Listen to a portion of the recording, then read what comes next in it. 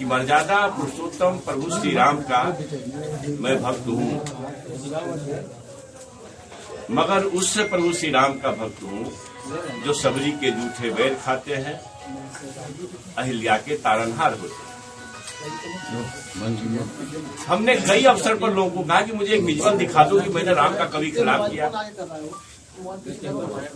जो शास्त्रों में लिखी हुई बातें हैं उसी को मैंने पढ़ा और उसी में जो अर्थ लिखा हुआ है मैं अपने तरफ से कुछ नहीं पढ़ा। और मैंने चुनौती दिया देश के कथावाचकों से कि जरा एक बार शास्त्रार्थ तो करो, कोई स्वीकार न किया।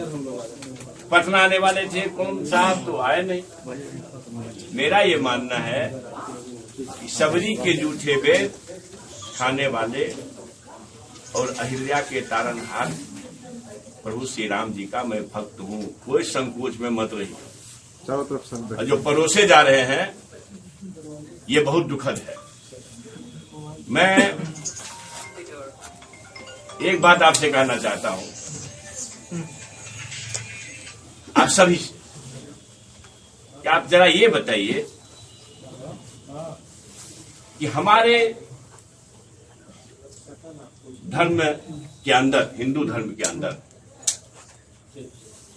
जब मर्यादा पुरुषोत्तम प्रभु श्री राम जी सबरी के जूठे बैर खाने के एक अनूठा और अहिल्या के तारनहार के अनूठा उदाहरण है, तो फिर मनु संहिता में शूद्रों को और स्त्रियों को शिक्षा और संपत्ति के अधिकार से क्यों अलग किया गया है? किसी के पास जवाब? किसी संप्रदायवादी नफरतवादी को अगर इसका जवाब है तो मैं जवाब देना चाहता हूं, किसी दर पर मुझे बुला दीजिए। भाई अब बताइए ये कैसे चलेगा?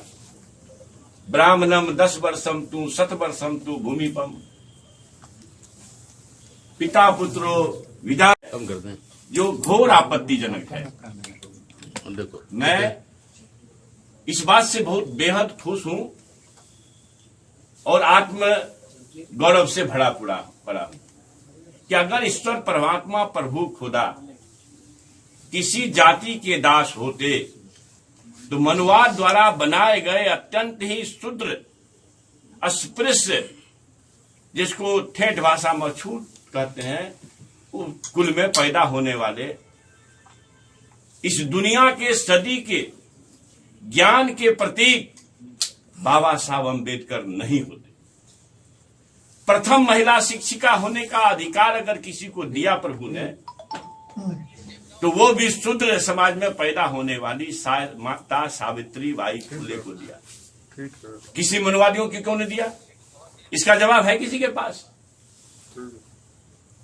प्रभु का, ईश्वर का, परमात्मा का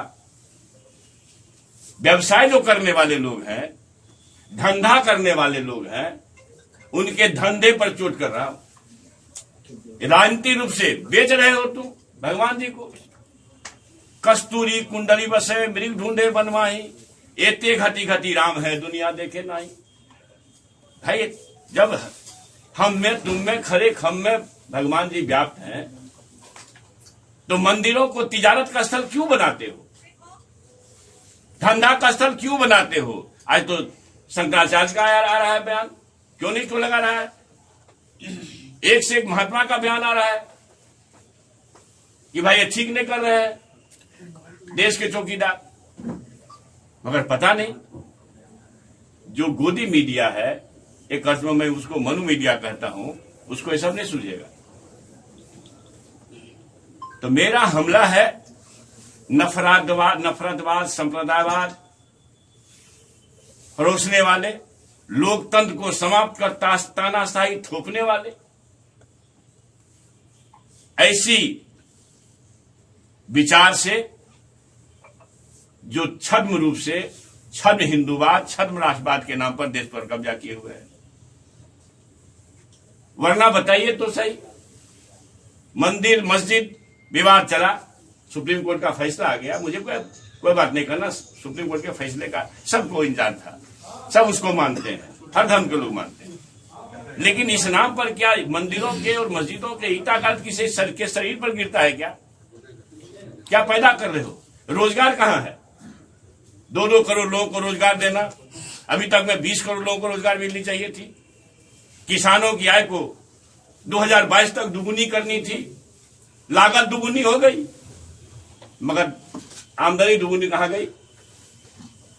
अब ये बताइए कि बेरोजगारों के हित में कौन सा कदम उठाया सरकार ने?